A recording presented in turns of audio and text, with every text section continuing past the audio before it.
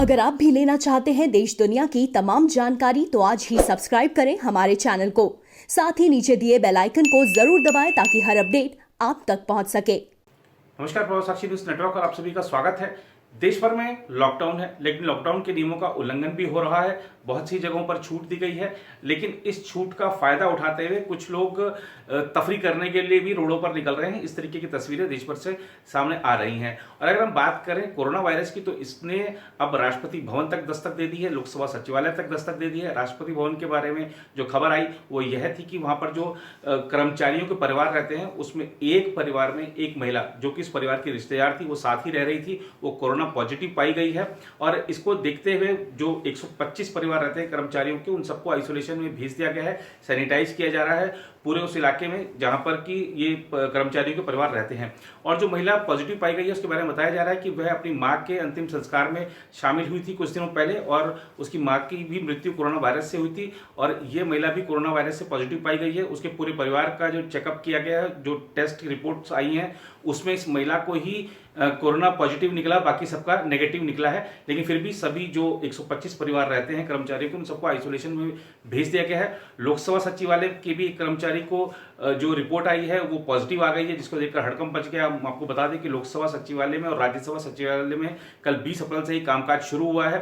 अब जो प्रशासन है वो गंभीरता से ले रहा है मामले को और सब पर नजर रखी जा रही है। जो रैपिड टेस्ट की बात की गई थी, उसमें अब नया पेज सामने आ गया है कि इसकी जो रैपिड टेस्ट की जो निष्कर्ष आ रहे हैं, उसको चाहे राजस्थान की सरकार हो, चाहे अन्य कुछ सरकारों ने भी केंद्र को पत्र लिखकर कहा है कि ये जो निष्कर्ष आ रहे हैं सामने, ये बहुत सही नहीं है। और ज़्यादा से ज़्यादा 4 या 5% जो परिणाम है वही सही साबित हो रहे हैं, बाकी जो परिणाम है वो सही नहीं निकल रहे हैं। इसलिए रैपिड टेस्ट किट जो थी उसको लेकर, टेस्ट किट की जो गुणवत्ता है उसको लेकर भी सवाल थे, और अब तो परिणाम को लेकर भी सवाल हो गए। तो ये जो जिससे लग रहा था कि शायद रैपिड टेस्ट से जांच का जो दायरा है तेजी से आगे बढ़ेगा, उसको अब थोड़ा सा विराम लगता हुआ दिख रहा है। इस बीच कोरोना वायरस ने भी अपनी जो चाल है वो बदली है।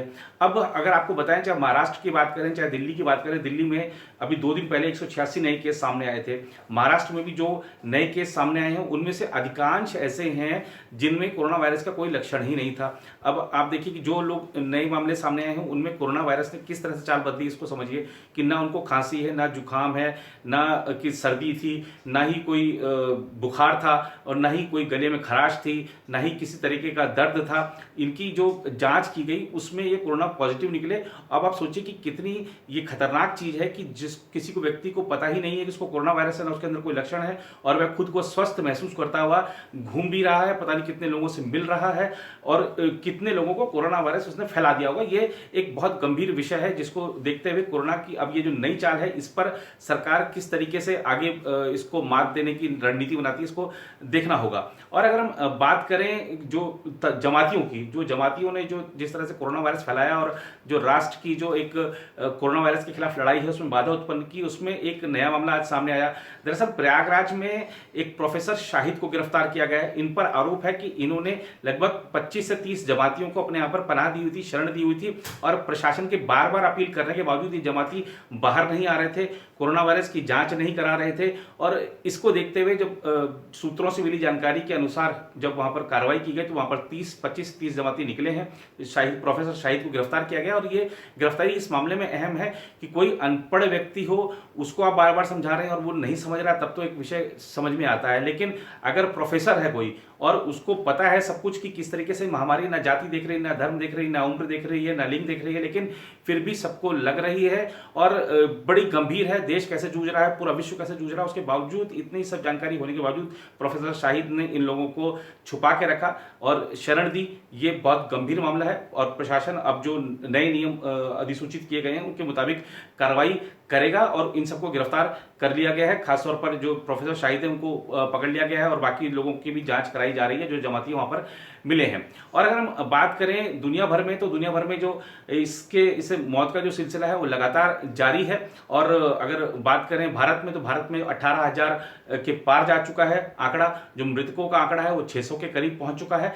भारत सरकार चाहे राज्य सरकारें हों, सब लोग इस वायरस के खिलाफ लगे हुए हैं लड़ाई में। लेकिन इस बीच एक नया पेच भी आया है सामने, खासतौर पर पश्चिम बंगाल की मुख्यमंत्री ममता बनर्जी के रवैये से ऐसा लगता है कि वह हर समय सिर्फ केंद्र से बस एक किसी तरह की का खिंचाव चाहती हैं। अब आप देखिए कि जो केंद्र सरकार ने एक केंद्रीय दल की जो भेजा है, चाहे वो हम बात करें राजस्थान में भेजा है, चाहे महाराष्ट्र में भेजा है, चाहे पश्चिम बंगाल में भेजा है, ऐसे ही 4-5-6 राज्यों में भेजा गया है कि वहां पर जहां पर हालात खराब थे, जहां पर लॉकडाउन के नियमों का उल्लंघन भी हो रहा था, वहां पर केंद्रीय दल जाकर स्थिति का अवलोकन करेगा, कहां कहां क्या क्या कमियां है इसकी रिपोर्ट लाकर केंद्र सरकार को देगा। उसके बाद केंद्र सरकार कुछ जो भी वहां पर कार्रवाई करनी होगी वो करेगी, जो वहां पर सुधारात्मक उपाय करने होंगे वो करेंगे। लेकिन उससे पहले ही ये रिपोर्ट केंद्र को सौंपी जाए, उससे पहले ही जिस तरीके से बयान आ रहे हैं पश्चिम बंगाल के मुख्यमंत्री के, वो दिखाते हैं कि हर समय राजनीति करना शायद उनको भाता है। अब ये क्यों भाता है, इस पर एक बहस हो सकती है, ये विवाद का विषय हो सकता है, राजनीति का विषय हो सकता है। लेकिन एक चीज साफ है कि इस समय ये समय राजनीति करने का नहीं, ये समय लोगों को बचाने का है, टेस्ट की जो दायरा है उसको बढ़ाने का है, ज्यादा से ज्यादा लोगों को टेस्ट करने का है। अभी पश्चिम बंगाल में रोजाना 600 लोगों की जांच हो रही है, इस तरीके की खबरें वहां के सरकारी अधिकारियों के हवाले से आ रही। तो इस 600 को आप थोड़ा बढ़ाइए। केंद्र अगर आपको कुछ मदद करना चाह रहा है तो आप केंद्र की मदद लीजिए। इस समय जो अगर आप राजनीति को ध्यान में रखेंगे तो शायद हम कोरोना वायरस को जल्दी नहीं हरा पाएंगे।